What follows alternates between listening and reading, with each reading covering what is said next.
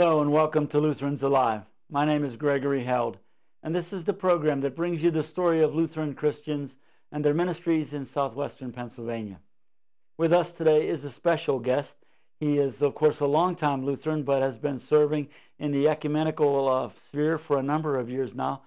Pastor Don Green, Executive Director of Christian Associates of southwestern Pennsylvania. Welcome, and it's good to have you here. It's always nice to have brothers and sisters back to share the broader ministries that are going on in the church as well.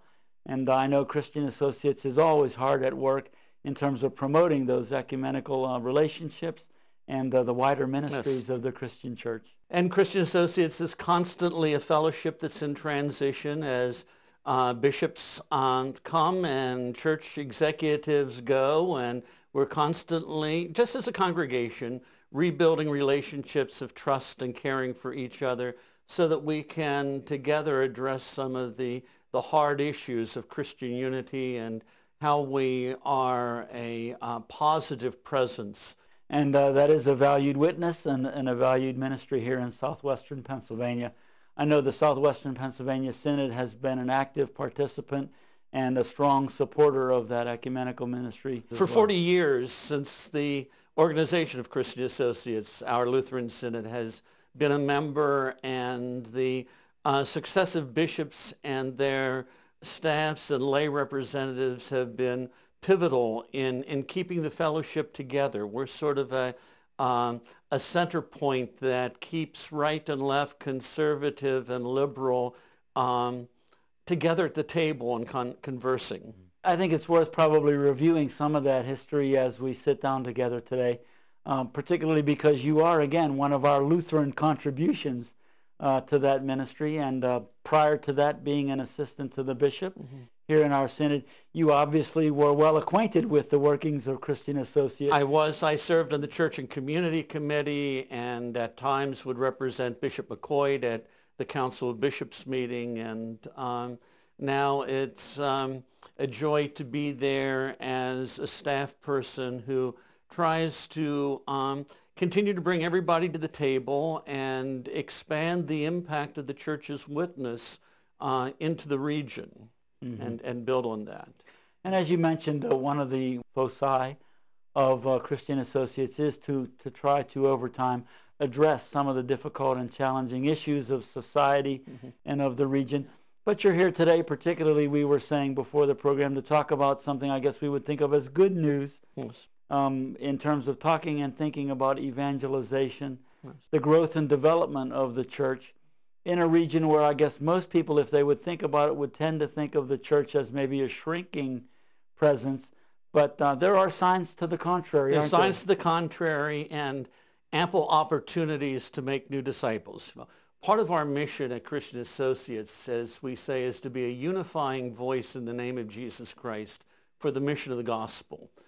We want to speak with one voice so that our witness has integrity, that we're speaking a common witness about God's love in Jesus Christ and why people ought to be part of a faith community. But over the years, we have to admit, we've lost population, our region is aging. It's almost a monthly news article to see another congregation being closed because of lack of resources or lack of people to maintain a ministry. But at the same time, there's some exciting things happening in terms of church planting and making new disciples. That's got to be good news for people to hear. And it's not always where you'd expect it.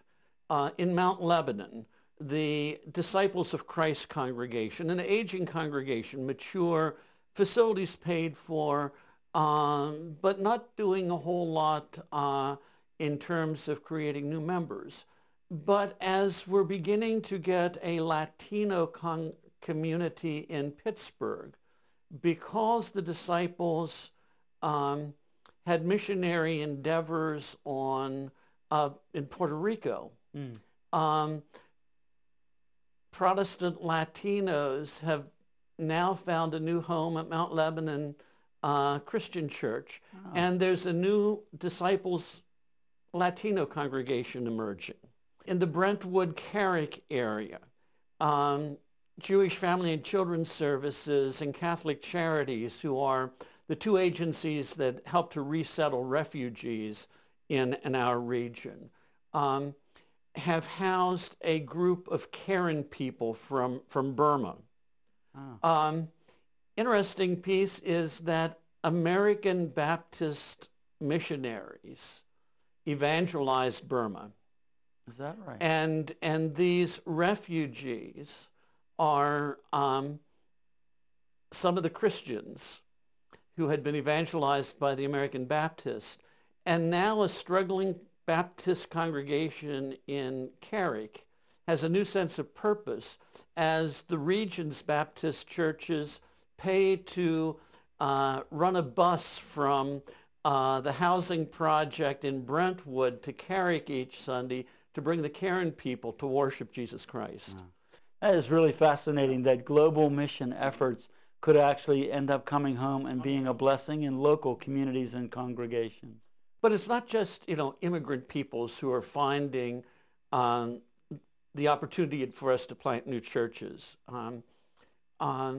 Archbishop Duncan and his Anglican Church in North America, during the years of controversy within the Episcopal Church, and now after that split and formation of a new denomination, one of their congregations, St. Christopher's up in Cranberry, worships only 60 people on a Sunday.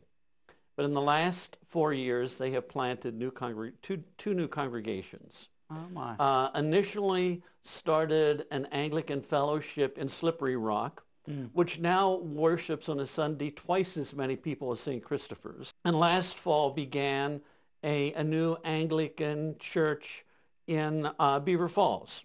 Again, Beaver Falls, an area we think of as a declining industrial town. Their first Sunday, they worshiped over 100 people. And they're not just disgruntled Episcopalians who have found their way. These are folk, many of whom have never been a part of a Christian church. And likewise, that same Anglican group in the Friendship Eveline neighborhood of Pittsburgh have planted a new congregation called Seeds of Hope. They're using our Lutheran church building for their worship and programming. Wow. And are focused on ministry to the kids in the neighborhood, because that whole neighborhood is changing, but there are lots of kids with lots of needs. That's near the area of West Penn Hospital and the new children's And the new children's hospital. Institution there as well. As you look at the demographics and the population, the fastest growing religion in southwestern Pennsylvania is no religion at all. And really? So there are lots of folk out there that we can make a witness to if we're ready to meet them in their needs and sometimes on their terms. Almost a decade ago, our synod tried to plant a new congregation in the South Side. I recall that, yes. And it didn't go because the development wasn't going fast enough, and in terms of new population base. Turns out we were 10 years ahead of our times, because Hot Metal Bridge is a joint venture of the United Methodist Conference and the Pittsburgh Presbytery, Methodist and Presbyterians sharing the same congregation, picking up tattoo artists, 20-something street people doing a contemporary alternative style of worship, but have really reached out to those who would not normally be welcome in a lot of established churches. I want to talk a little bit more about that when we come back, but we do have to take a short break.